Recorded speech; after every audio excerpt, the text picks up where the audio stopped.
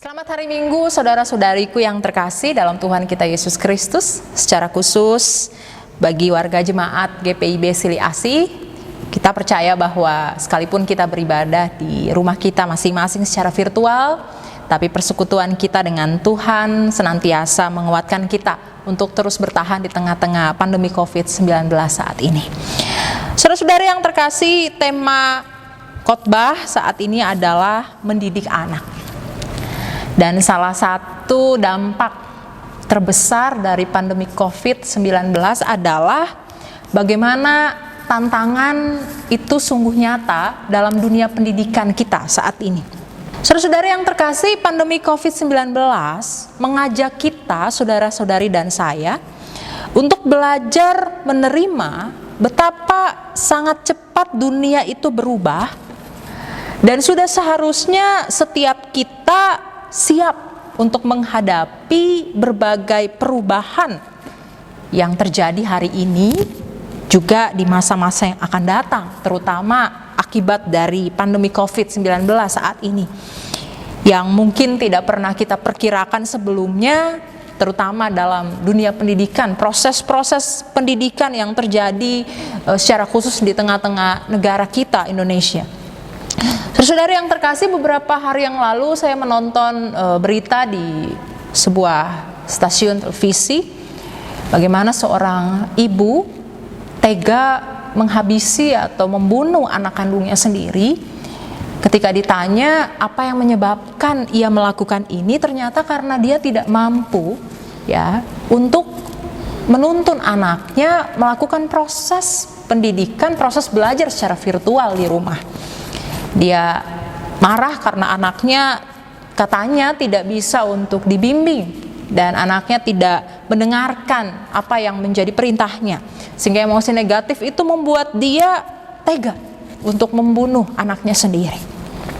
Dan saudara-saudara yang terkasih, salah satu hal yang paling nyata, realitas tadi itu membuat saya berefleksi bahwa salah satu hal yang paling nyata berubah di tengah-tengah pandemi COVID ini, terutama dalam proses pendidikan kita, ternyata orang tua dituntut untuk menjadi garda terdepan untuk bisa memastikan semua program pendidikan yang disiapkan oleh pihak pemerintah, bahkan sekolah itu dapat terlaksana dengan baik, dengan pendampingan yang penuh dari orang tua terhadap anak-anaknya masing-masing.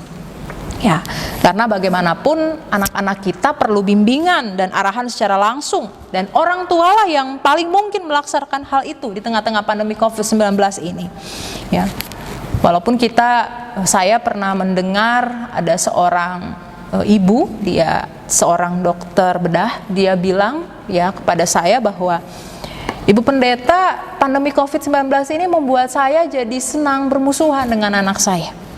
Kenapa? Karena dulu kalau dia belajar di sekolah, relasi kami baik-baik saja.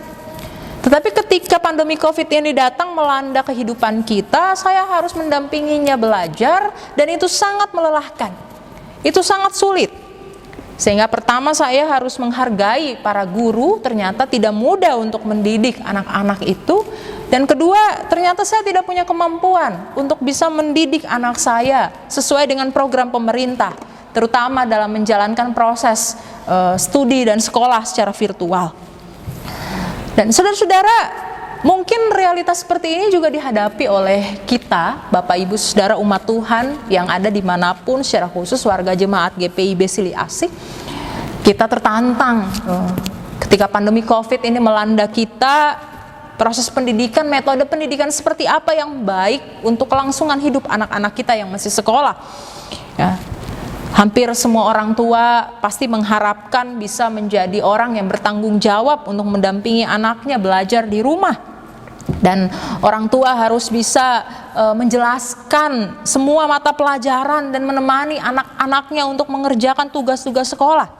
Dan ternyata proses itu, proses yang dilihat sederhana itu, ternyata tidak mudah.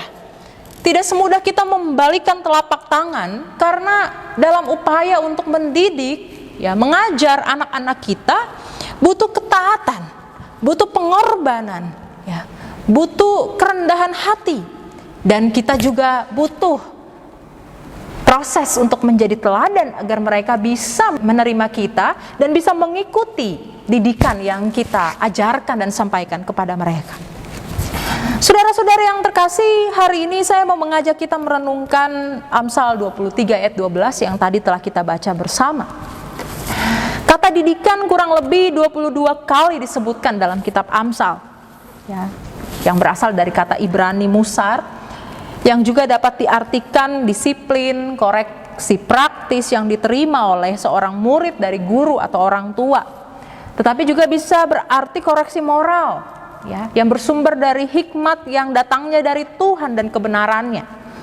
Bahkan kata didikan sering digunakan sebagai makna koreksi yang menegur, bahkan bermakna hukuman dengan rotan atau tongkat. Dan kadangkala didikan juga mengandung disiplin atau koreksi teguran moral dari Allah kepada seseorang atau sebuah bangsa seperti Israel, yang bertujuan agar seseorang atau bangsa itu menjalani kehidupan secara tertib, baik, benar, sesuai dengan kehendak Allah.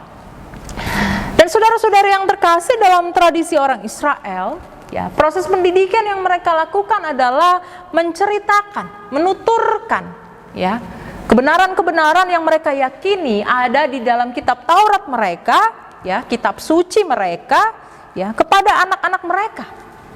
Mereka menceritakannya itu berulang-ulang, ya, yang berdasar pada pengetahuan, yang bersumber pada hikmat, kebenaran moral yang mereka yakini datangnya dari Allah. Dan tujuannya apa, saudara-saudara yang terkasih? Dari proses pendidikan yang terus-menerus dilakukan ini, orang Israel berharap agar anak-anaknya itu mereka mempunyai pengetahuan tentang kewajibannya sebagai anak, ya, tapi juga mereka mengetahui bahaya yang mengintai mereka ketika mereka memilih hidup tidak takut akan Tuhan. Dan pengetahuan yang disampaikan kepada anak-anak mereka itu tentunya mengandung manfaat, ya, manfaat untuk menuntun anak-anak mereka hidup dalam kebenaran. Dan kalau anak mengarahkan pikiran pada didikan, ya, tentu mereka akan memperoleh kehidupan, ya. Tetapi ketika anak mengarahkan pikirannya dan tidak mau untuk menerima pengetahuan, maka mereka yakin bahwa anak itu akan hidup dalam kebodohannya, dan kebodohannya akan membawa dia masuk dalam masa depan yang membahayakan. Tetapi kalau seorang anak mau menerima didikan dan pengetahuan, maka mereka sungguh yakin, ya, anak itu memiliki masa depan. Saudara-saudari yang terkasih, menurut kitab Amsal, tujuan pendidikan adalah untuk membantu seorang anak agar ia memperoleh kebijaksanaan. Sebab ketika memperoleh kebijaksanaan artinya memperoleh hidup. Tetapi kalau gagal, itu artinya mati. Oleh karena itu pendidikan menjadi tugas, ya, tugas gereja, tugas orang-orang Kristen, tugas setiap keluarga-keluarga Kristen, ya, dalam rangka menghasilkan warga gereja yang bijaksana. Kalau merujuk pada apa yang menjadi keyakinan bangsa Israel, apa yang dituliskan oleh penulis Amsal hari ini, bahwa proses pendidikan seharusnya bisa membentuk seorang warga gereja, seorang anggota keluarga, seorang anak untuk menjadi pribadi yang bijaksana, takut akan Tuhan, berakhlak, berbudi pekerti, bermoral, beretika. Pendidikan pertama-tama bukan agar seorang anak punya gelar saja, seorang manusia punya titel saja, tetapi pendidikan seharusnya membuat orang bisa punya karakter, hidup baik dan hidup benar, berdampak dan menjadi berkat bagi sesama. Lalu pertanyaannya, dari mana proses pendidikan ini harus bermula?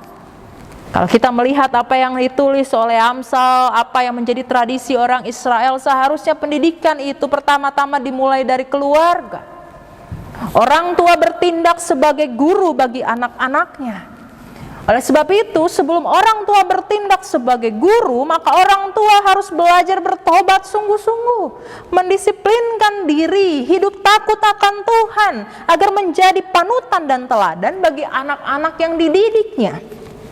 Dan itulah ciri orang tua yang penuh hikmat, sehingga mudah untuk mendidik anak-anaknya berdasar pada hikmat dan pengetahuan yang bersumber dari Allah. Orang tua tidak mungkin merindukan anaknya baik kalau orang tua tidak lebih dulu menjadi teladan yang baik bagi anak-anaknya. Gereja tidak mungkin merindukan warga jemaatnya baik kalau pendeta, penatua, diaken, setiap orang yang hidup di dalam gereja yang menjadi pelayan-pelayan Tuhan tidak menunjukkan proses hidup yang patut untuk diteladani.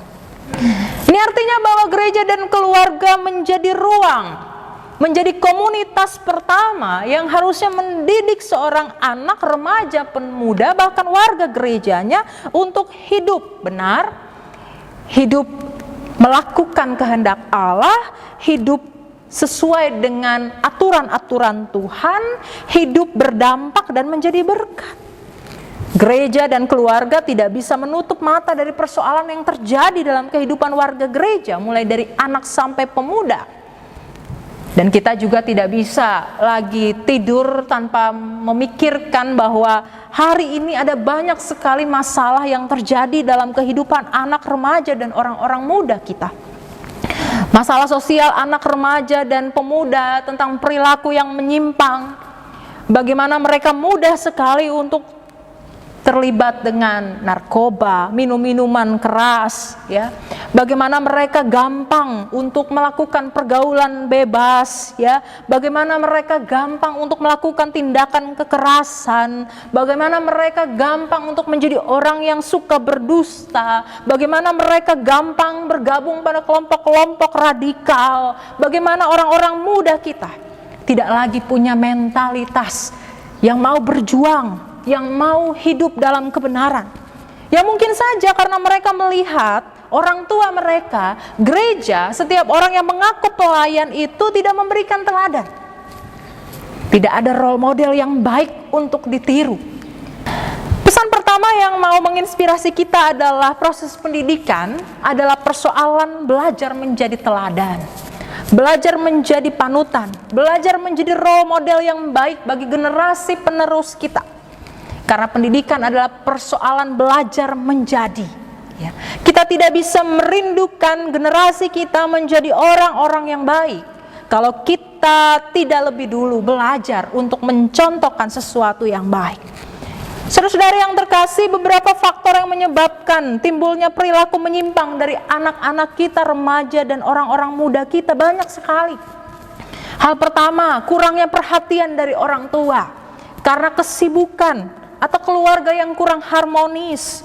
Kedua, lingkungan pergaulan, pengaruh teman yang tidak mendidik.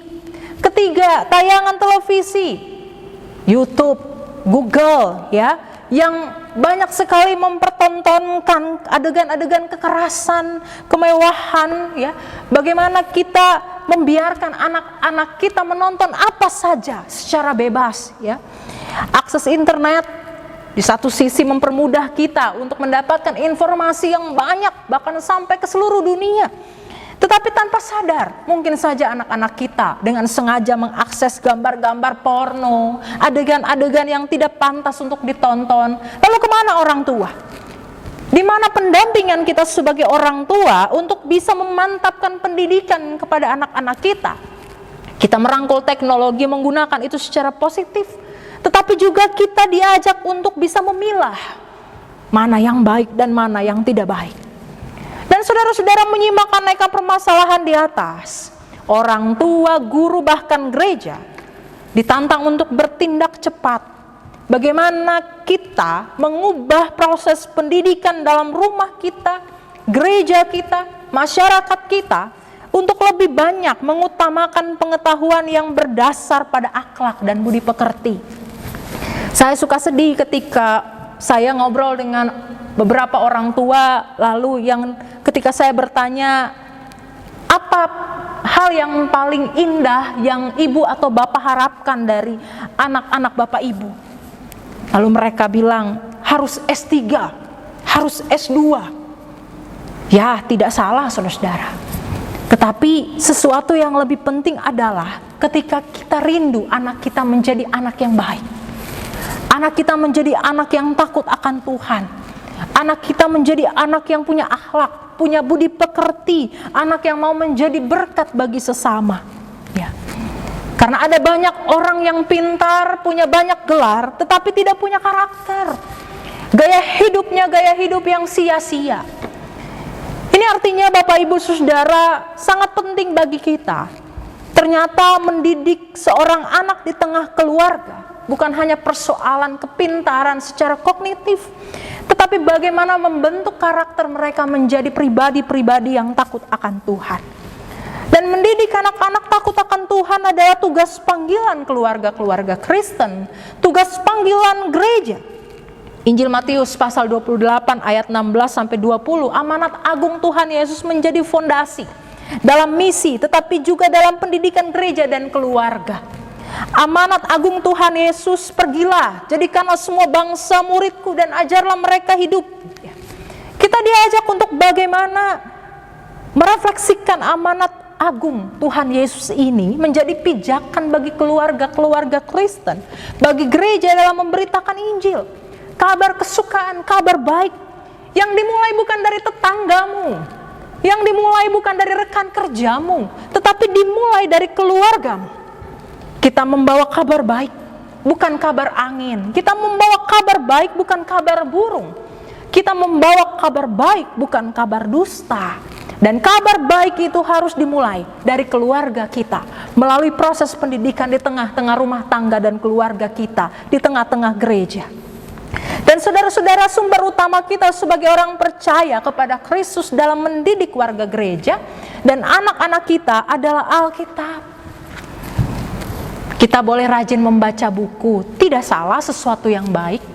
Kita boleh rajin untuk membrowsing berbagai informasi di internet, tidak salah dalam mendidik anak-anak kita. Tetapi sebagai orang percaya, Rasul Paulus mengingatkan bahwa sumber utama kita mendidik anak-anak kita, mendidik warga gereja adalah Alkitab.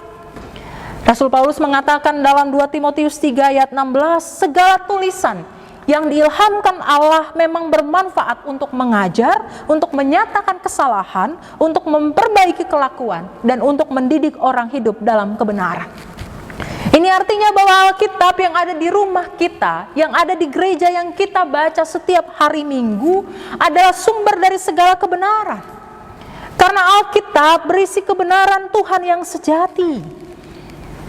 Oleh karena itu tidak ada sumber yang lain selain Alkitab yang mampu mendidik seseorang untuk hidup dalam kebenaran dan memahami kehendak dan rencana Allah dalam hidupnya. Di dalam Alkitab banyak sekali instruksi bagaimana seharusnya kita hidup.